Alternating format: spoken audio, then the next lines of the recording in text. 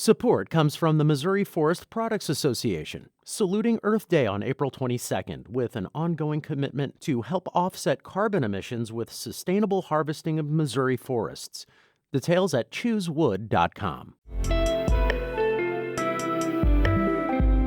It's Thursday, October 27th. This is The Gateway. I'm Wayne Pratt. Missouri's 18th Senate District in the northeast part of the state has transformed over the past decade and a half from ultra-competitive to ultra-Republican. It's going to be very difficult for a Democrat in a rural area. Very difficult, if not impossible. Coming up, St. Louis Public Radio's Jason Rosenbaum explores how the nationalization of local politics led to the collapse of Democratic fortunes in rural Missouri. Faith leaders in the St. Louis region are asking to be included in the community response to the deadly shooting this week at a local high school. St. Louis Public Radio's Brian Munoz reports. Blessed assurance. Nearly 100 clergy gathered outside Central Visual and Performing Arts High School, where one student and one teacher were killed on Monday. Reverend Charles Norris is the pastor at St. James AME Church and president of the St. Louis Metropolitan Clergy Coalition, a group of roughly 200 faith leaders from the region. He says the group will present a plan to St. Louis Public Schools in the coming days to create a clergy response team to support students and families during times of crisis. So many of the victims of the violence are people of faith houses, and so we want to make sure that we are there and connecting with them in such a way that they can provide the resources. Norris says clergy members want to ensure the community can come together and love one another during difficult times. I'm Brian Munoz, St. Louis Public Radio. Federal investigators say there has been a spike in shooting threats directed at local schools since Monday's deadly shooting at Central Visual and Performing Arts High School. That's where St. Louis Public Radio's Sarah Fenton picks up the story. FBI officials say their agents can't investigate every hoax, so they're sending local police officers to schools. Jay Greenberg is special agent in charge of the FBI's St. Louis field office.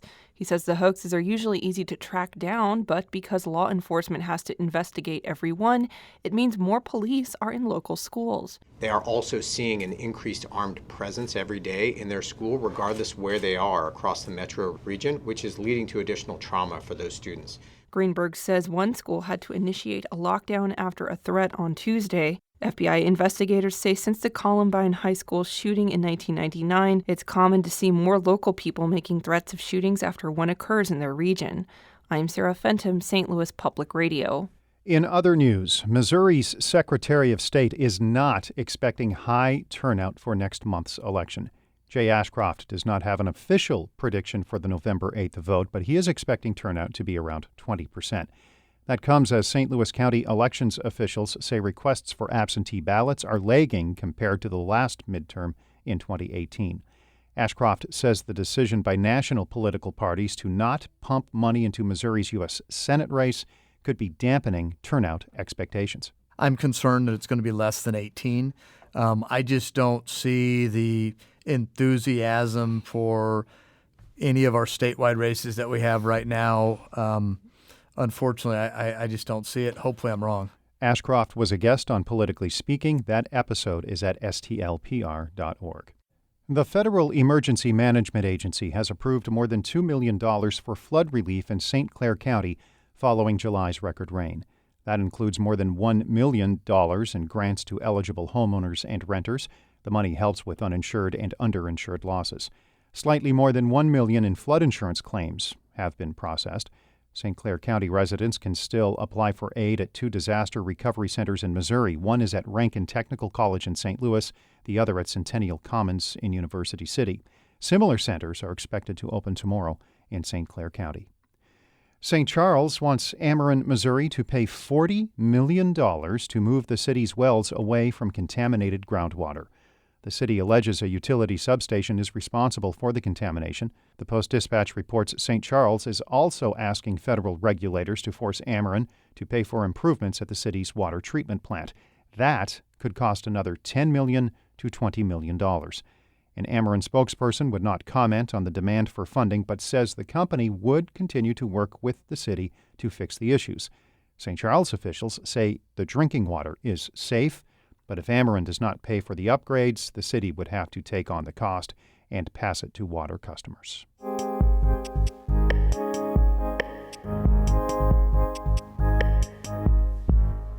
Missouri residents will decide next month who should represent them in Jefferson City. The GOP is expected to prevail in places like the 18th Senate District in the northeast part of the state. St. Louis Public Radio's Jason Rosenbaum reports on the district's transformation from ultra-competitive to ultra-Republican. 16 years ago, Wes Schumeyer participated in the most competitive state legislative election in Missouri. The farmer from Clarence was able to capture the 18th senatorial district in 2006, bringing a slew of lightly populated northeast Missouri counties into the Democratic fold. But 4 years later, Schumeyer lost his seat decisively to Republican Brian Munzlinger. And as he explained to me at his kitchen table, Schumeyer saw the stark political transition coming long before he was ushered out of office. I could tell on the doors from 06 to 10 that it was a lot different thought process of folks. Like what? Like can you Well, I mean, you just knock on somebody's door and they'd come right out and ask you a Democrat. To showcase just how massive this shift has been, consider this. In 2006, Schumeyer won every county in the 18th district except Marion, Adair, and Putnam. He only won Monroe County in 2010, and in 2018, Republican Cindy O'Laughlin prevailed in every single county in the 18th district by landslide margins. O'Laughlin believes voters in northeast Missouri have completely embraced the GOP. It's going to be very difficult for a Democrat in a rural area. Very difficult, if not impossible. There's a lot of theories on why the counties in the 18th district moved so decisively after generations of Democratic support. But for GOP political consultant Jeff Rowe, the reason is pretty obvious. Local politics became nationalized, and voters were unable to differentiate between state and county candidates and national Democratic leaders. If you're a state rep or state senate candidate knocking on a door and you ask a voter what they care about, and you're literally going to go to Jeff City if you win, you very well may get a question about Hunter Biden's laptop. Some of this nationalization comes down to policy. Northeast Missouri Democrats, especially in the 1980s and 1990s, were socially conservative, opposing things like abortion rights and gun control. They were more populist on economic issues, supporting things like union rights and pushing back on free trade deals. Louis Riggs used to work for one of these Democrats, former Congressman Harold Volkmer. But now Riggs, a Republican state representative from Hannibal, contends voters now align with Republicans on issues. And if you go to south side of Hannibal, and that was hardcore Democratic, it's always been a working class enclave. Look at the Trump signs, Trump flags. You know, that was just something that came out of, I won't say nowhere, but it was a logical next step for a lot of folks because these are the folks who lost their jobs. The rise of conservative media also played a role in Republicans gaining a foothold.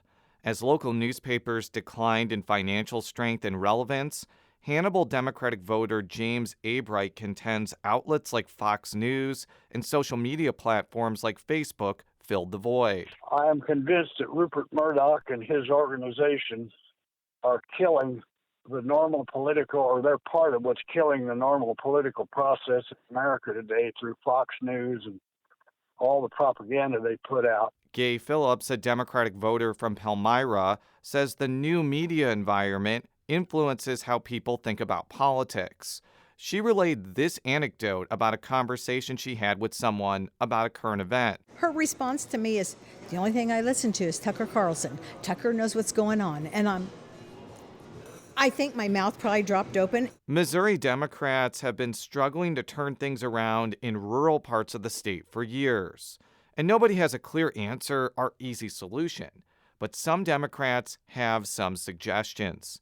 Ayanna Shivers, a Democrat from Mexico who is running for the 18th district seat, says the key isn't necessarily a lot of money or some savior figure to turn things around, but rather a renewed emphasis on connecting with voters. I trust you because I grew up with you.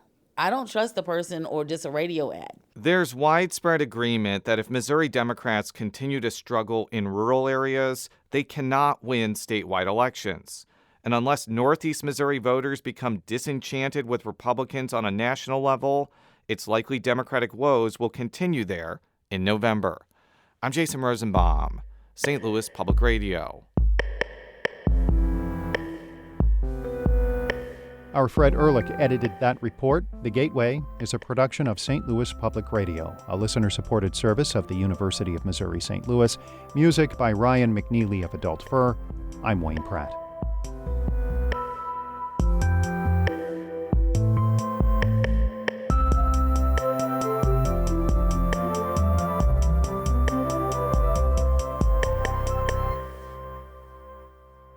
Support comes from the Missouri Forest Products Association, saluting Earth Day on April 22nd with an ongoing commitment to help offset carbon emissions with sustainable harvesting of Missouri forests. Details at choosewood.com.